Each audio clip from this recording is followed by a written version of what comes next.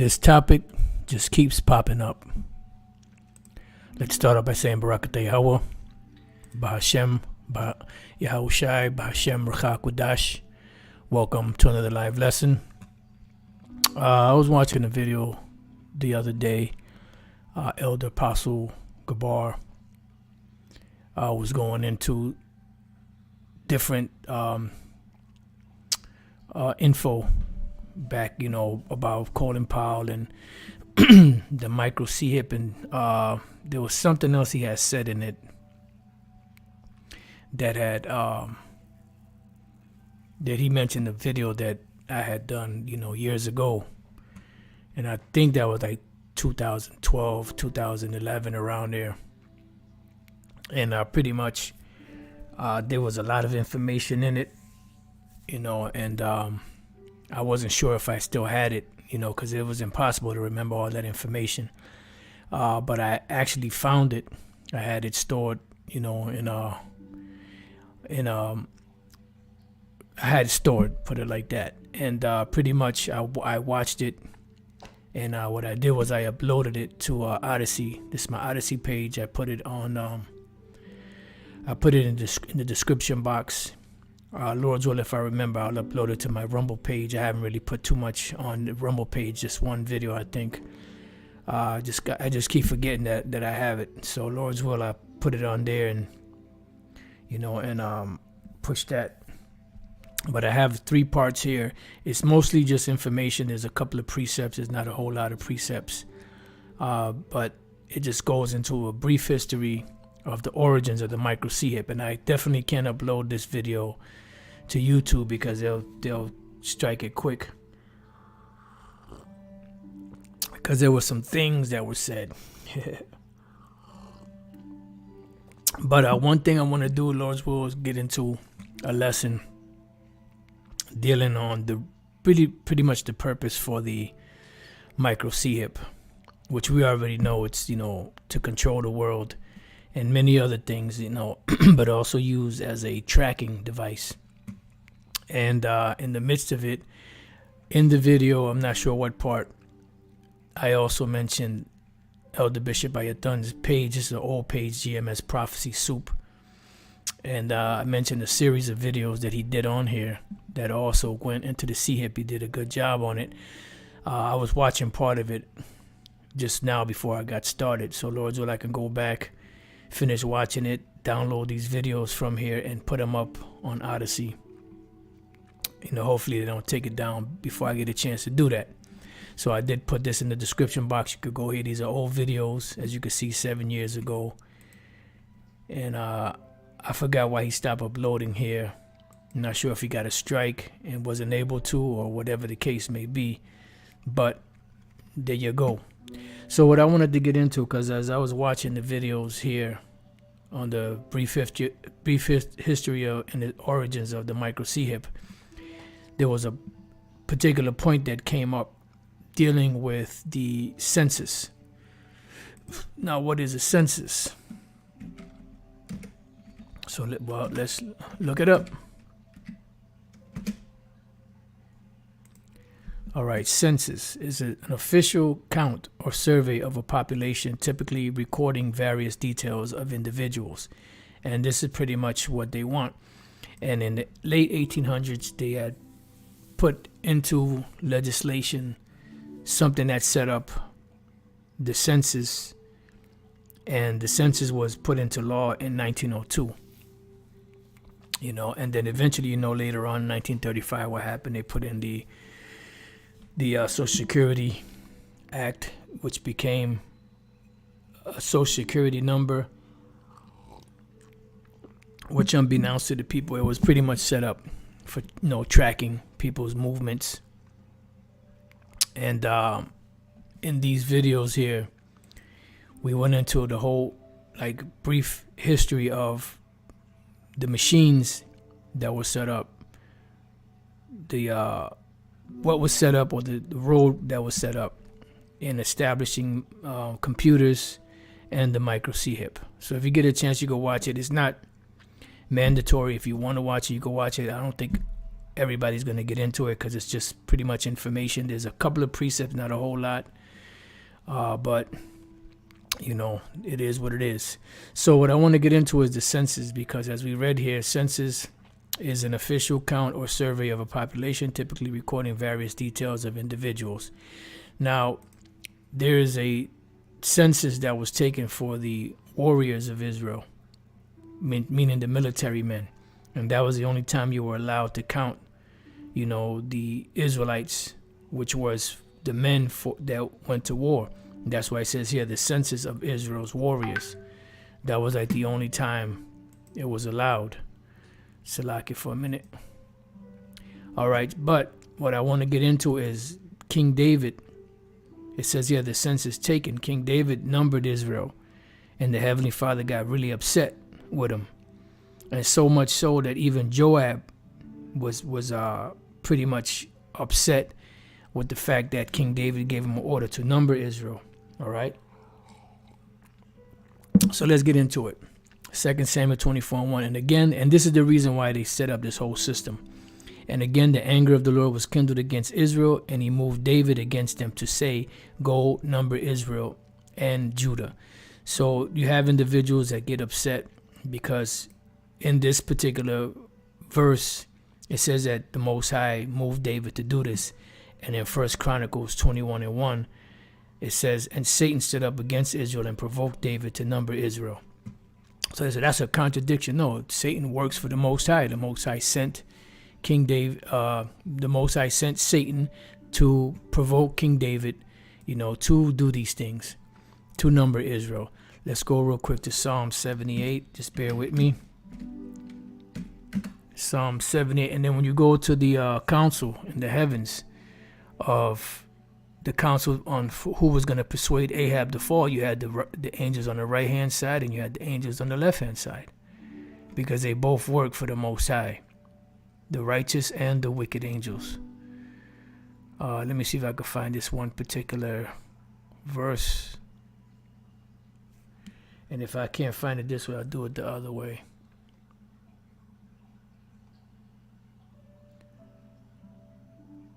Because I didn't really have a lesson to go into, and then the Spirit just kind of moved me to look into this one, this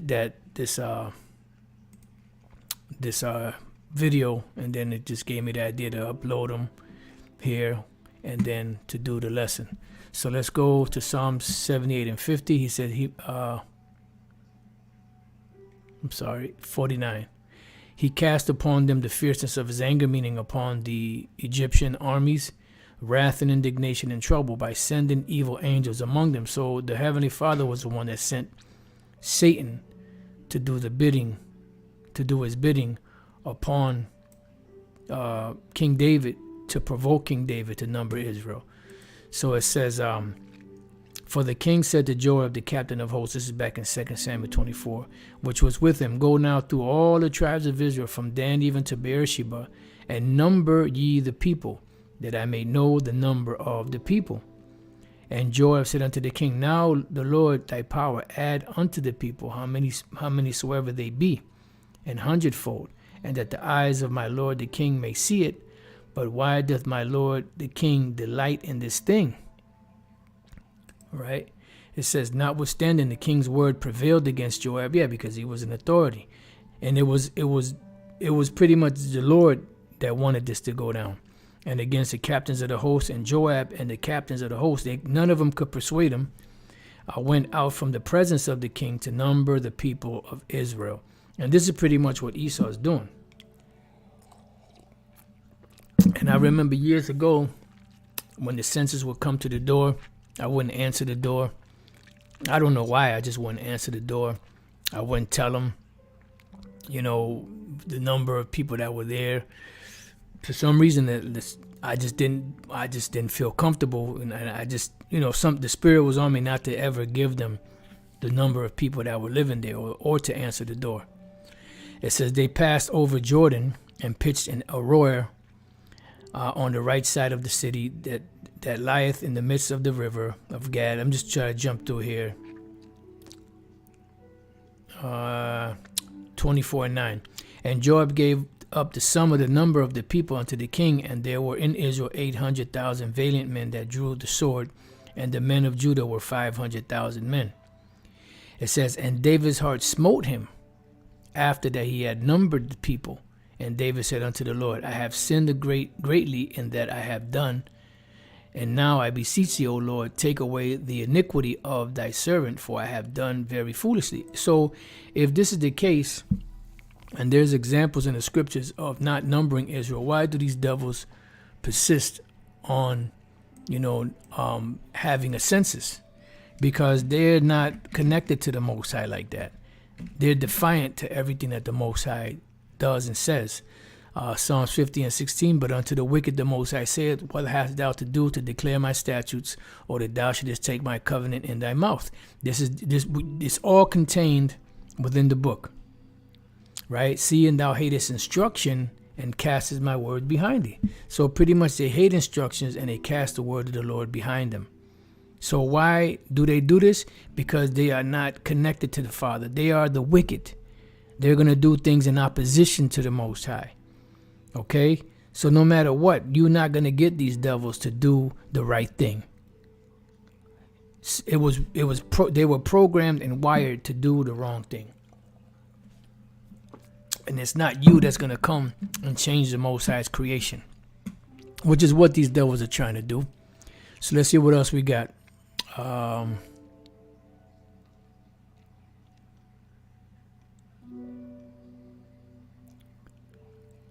And there was an actual pestilence that came upon Israel back then because of that. Now let's see. Let's go to the one in First Chronicles. Let's read this one, because there was one, and we're just gonna skip through this right here. Verse 4, nevertheless, the king's word prevailed against Joab, wherefore Joab departed and went throughout all Israel and came to Jerusalem. And Joab gave the sum of the number of the people unto David, and all they of Israel were 1,000 and 100,000 men that drew sword. And Judah was 460,010 men that drew sword. But Levi and Benjamin counted he not among them, for the king's word was abominable to Joab. You see, because this was not supposed to be done. It says, and the Most High was displeased with this thing, therefore he smote Israel. So when we go back to the census, it says the census of Israel's warriors. The warriors from 20 years and up were the only ones that were able to be numbered, because they needed to know the sum of the number of the men that they had for war. But when you go down to through the same census here, and we come down to the 47th verse, it says Levi exempted. What does it mean to be exempted? It means to be left out. That they don't have to partake in this. Exempt, free from an obligation or liability imposed on others. And the liability that was imposed on others was what? The numbering of the warriors of Israel, which was not to be done upon the Levites. It says, but the Levites after the tribe of their fathers were not numbered among them. For the Lord has spoken unto Moses, saying, only thou shalt not number the tribe of Levi, neither take the sum of them among the children of Israel, because the Levites were not used to go to war. Even though they went to war, with the armies of Israel, but they were not partakers in the war. They would just set up prayers. They were there, to pray to the Lord, to see how the battle was going to go. All right. Like when I believe that was when Israel was fighting against the Amalekites, and Moses had the tables of stone, and then they got heavy, and when he had them up, Israel prevailed, and when they started falling, Israel started losing. So then you had Aaron and Hur that came on both, one on one side and one on the other side, and held his hands up, and Israel kicked the Amalekites in the ass. All right, so the Levites would go to war with Israel, but not to fight in the war, to pray and to be the moral support, But thou shalt appoint the Levites over the tabernacles of testimony, and over the vessels thereof, and over all things that belong to it, so on and so forth. You could read through the rest of this. I'm trying to see if there's anything else. And the children of Israel did according to all that the Lord commanded Moses, so did they. So you were not supposed to number Israel. Okay? This was not to be done. This was abominable in the sight of the Lord, and it was abominable in the sight of Joab, because he knew better. He knew better than that. And why are they doing this? Because they're trying to categorize everything. When you watch these videos, it shows you how the tabulating system, the way they set it up, this guy Hollerith, he later changed the name of his company from the Hollerith machine to the IBM, International Business Machine, I believe it was. And that was all set up to put tabs on people. You get the word tabs from the word tabulating. All right, the word tabulating,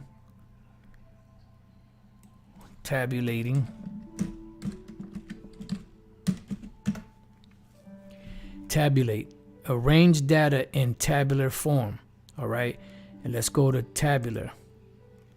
It says of data consisting of or presented in columns or tables. Tabular, tables, tabs. When you type in keeping tabs, definition or meaning, means to carefully watch someone or something in order to learn what the person or thing is doing. We are keeping tabs on their movements. The magazine keeps tabs on the latest fashion trends. And this is what they're doing. Because when we go to Jeremiah chapter 5, I believe it's Jeremiah chapter 5 and verse 6, it says, wherefore a lion out of the forest shall slay them. This is dealing with these with the police forces, and the Esau's, his governmental agents. It says, and a wolf of the evening shall spoil them, a leopard shall watch over their cities. This is the police, and they are like a leopard. And if you know the nature of leopards move stealthily in the daytime in the midst of others without even being spotted. And when you see these devils, they're hiding in corners. Sometimes at the last minute you'll see them, because they're always looking to trap Jake. Psalms the 10th chapter, matter of fact, let's get that. Everyone that goeth out thence shall be torn in pieces. You see Jake getting fucked up out here because their transgressions are many and their backslidings are increased. So let's just get the scripture, Psalms 10, and just leave it there for now, and let's move on. And the reason why they're getting these census and getting the number of people that are there, getting their information, getting their ethnicity, getting their status as far as where they work, what type of work they do, so on and so forth, is because they're building a big database. And this database is going to be, which is already inserted into computers, where they type. This is why when the police pull you over and they have your ID, they can type in your name or your social security number, whatever, into the computer base, and your name will come up with your picture, your fingerprints, your criminal history, your driving history, and everything. And this is what these devils are trying to do. They're trying to be like the Most High. Okay? So I don't understand what this big kick against, the micro CHIP being the MOTB is all about. Well, that's exactly what these devils do. When we go to Revelation chapter 12 and 10, it says, and I heard a loud voice saying in heaven, now is come salvation and strength and the kingdom of our power. Because at this point is when the Lord will send Yahushua, Michael, and the angels to destroy Esau and deliver his elect. All right. And then at that point, that's when the kingdom of heaven will be established and the power of his anointed. For the accuser of our brethren is cast down. And that's why Yahushua said, I have seen Satan as lightning fall from heaven, which accused them before our power day and night. Now, when we look up this word accuser or accused, they both go back to the same word, and the accuser is the word kategoreo, which is where you get the word category from. And this is exactly what Esau is doing. He's getting everybody put together in a category, arranging them in data, in a certain data.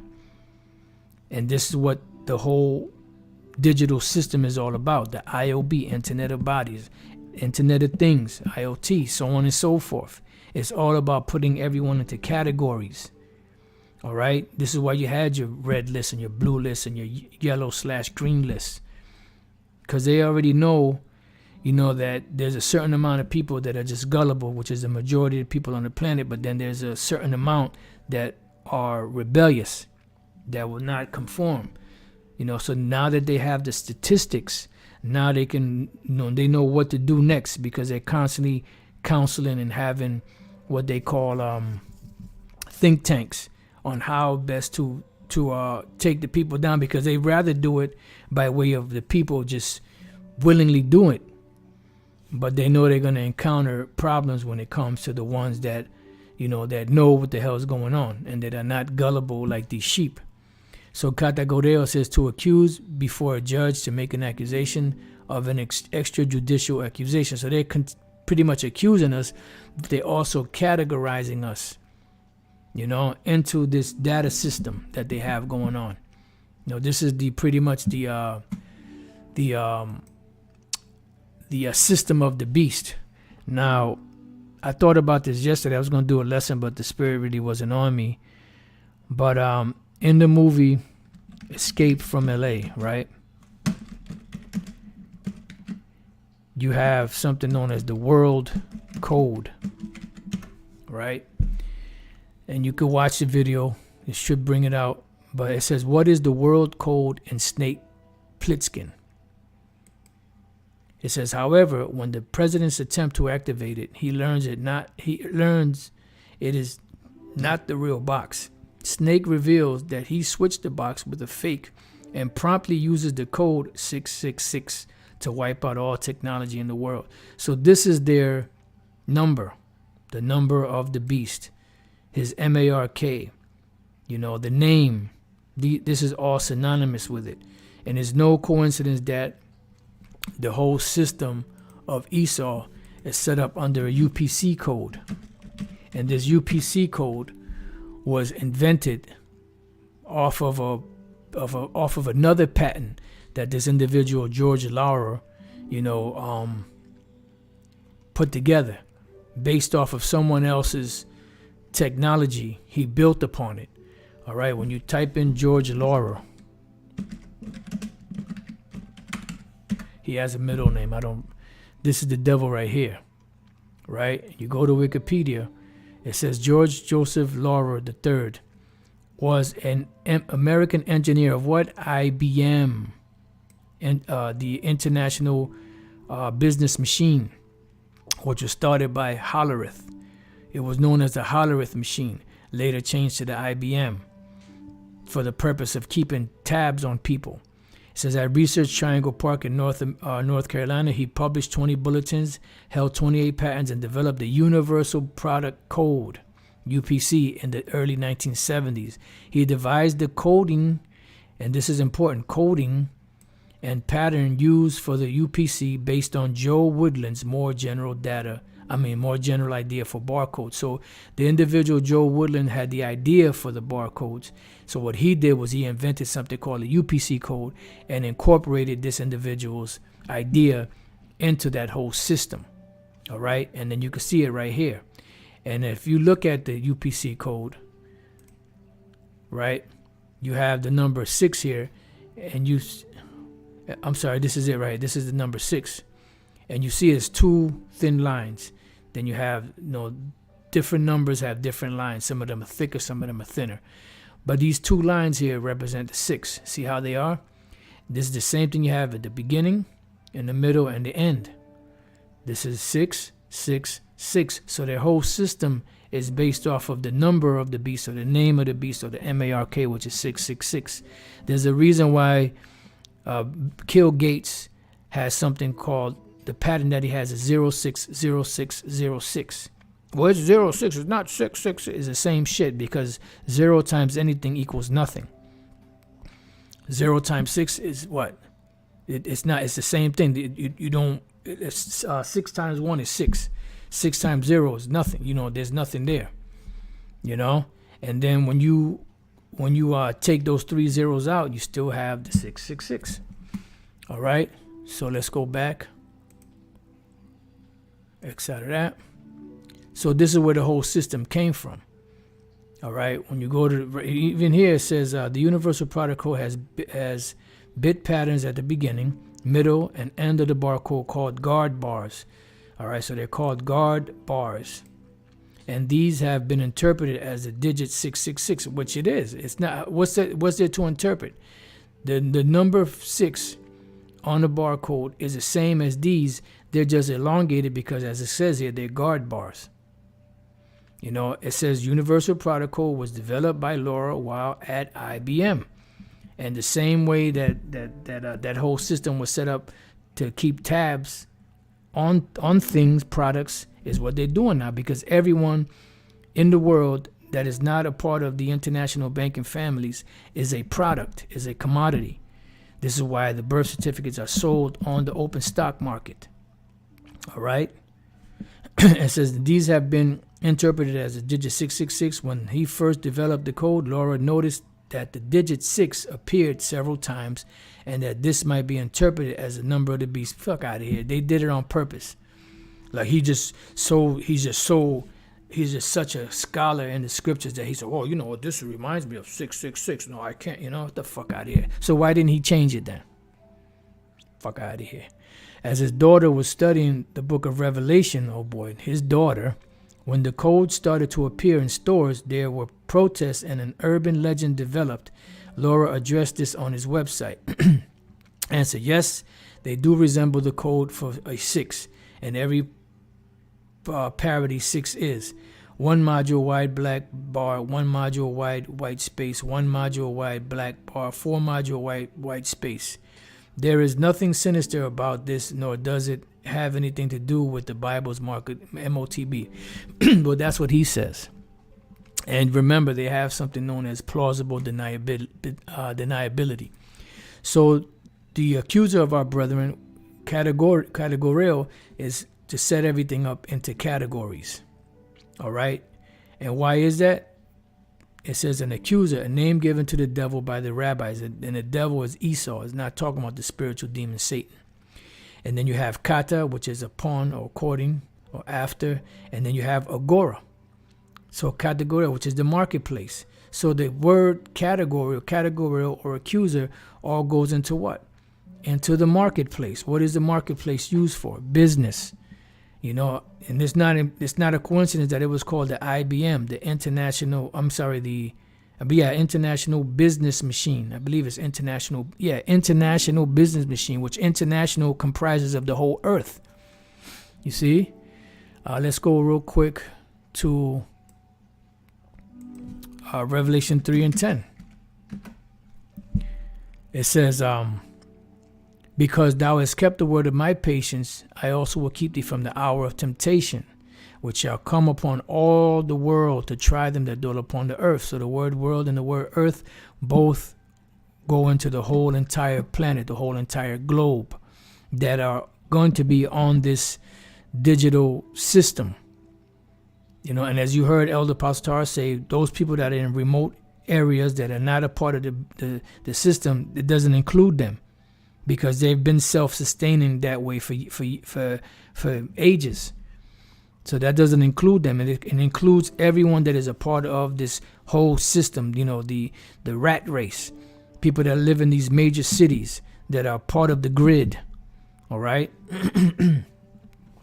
So going back, categorical kata is according to, after, against, in, and agora, business, which is the marketplace. All right. So these devils are setting the stage up for this new system. And what is it being set up for? Habakkuk 2 and 5. The point is in 6, I believe. No, it's in 5. Yea, also because he transgresseth by wine. What is his wine? His philosophies, his whole mindset. The thing that he's setting up for the world to fall into. And there's a reason why he set the system up that way, because what is he doing? He's pretty much set up a maze, and he's making the people to walk in that maze, and that maze is going to direct them straight to the devil's cheese. And the devil's cheese is the MOTB, which is the C-hip. All right?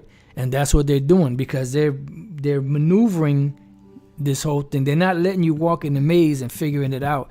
They're maneuvering people's minds and their ways into the whole system, to the devil's cheese. He is a proud man, neither keepeth at home, who enlargeth his desire as hell, meaning as the grave, and is as death. In other words, he cannot be satisfied. So he cannot be satisfied. Doesn't matter how much he has. They have more than heart can wish. You would think by now they would just go off somewhere and let the rest of the people be, because they got the majority of the world's resources. But no, it's not enough. They want total control. It says, but gathereth unto him what? All nations. One world order. Worldwide.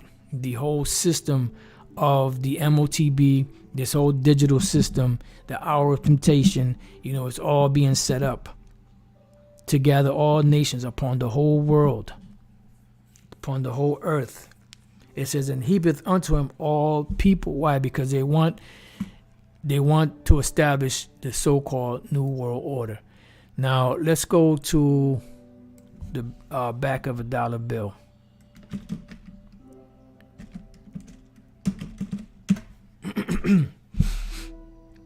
Images.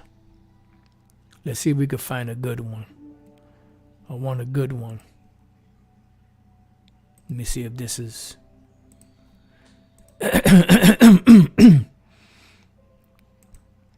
No, you can't really see that too well.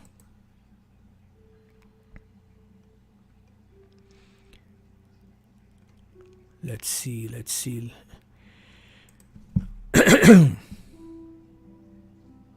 See, I want one like this, but on the other side. Let's see if this one comes up. Nah, that one got writing on it.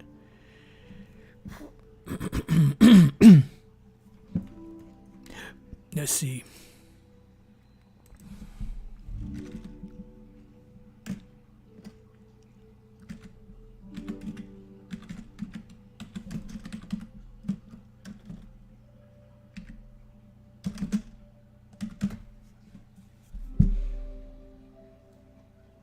All right, let's see if this one comes up. See, I want one like this, but for some reason, oh, wait a minute, can this be it? This must be my lucky day. Yep, here we go. Here you have, this is the other side of the back of the dollar bill, the Great Seal. You see 13 stars here in the form of the hexagram, what they call the Star of David, which is not the Star of David, which I believe this is dealing with, these small hats. Years ago it was said that it's because they're sitting upon Jake, which it could be. I just thought about that before, that maybe it's just because just them setting it up. But what I want to point out is the words e pluribus unum. Now, what does e pluribus unum represent? Let's go to all. E pluribus unum. E pluribus unum on dollar bill. E pluribus unum, out of many, one. All right, and this motto goes back to Rome.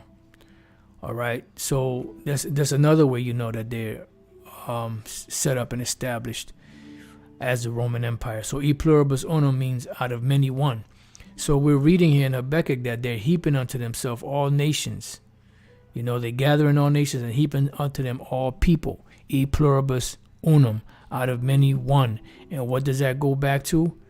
That goes back to the, let's see, was it here? Yep, images.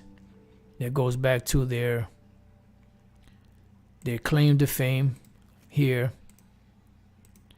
which is Annuit Coeptus, announcing the birth of, or our enterprise has been crowned with success. And what is that enterprise? In 1776, which was May 1st, not July 4th, 1776, Novus Ordo Seclorum, new order of the ages, or new order of the world, or the new world order. This is not on here just as a decoration. It's a declaration, not a decoration. The Great Seal. And as you see here, what do you see there? that looks like the rattle on the back of a serpent. You look on the outside edges of this. These are webs, because this is the very thing that they use as a web to get the people into debt, because they understand that debt equals slavery. Because they know that if you use bad money, because they know the scriptures, if you use bad money, if you use bad money, people will not be able to pay that bad money, because the credits are going to stack up and they're always going to be in debt. So they're always going to be chasing that debt. So eventually they know that debt equals slavery. They have something called Gersham's law, right? And Gersham's law is, bad money pushes out good money. Then you have something called Thayer's law, which is the opposite. It's good money pushes out bad money. So I just recently learned that watching this one video. I forgot the name of the channel. So you have Gersham's law and Thayer's law. Gersham's law is what this is. Bad money pushes out good money. And this is what we're seeing, the bad money pushing out the good money, because no longer is it backed by gold or silver, which is actual factual money. All right, so that's what they're trying to do. But the Lord is going to take these devils out. This is why it says in, what is that?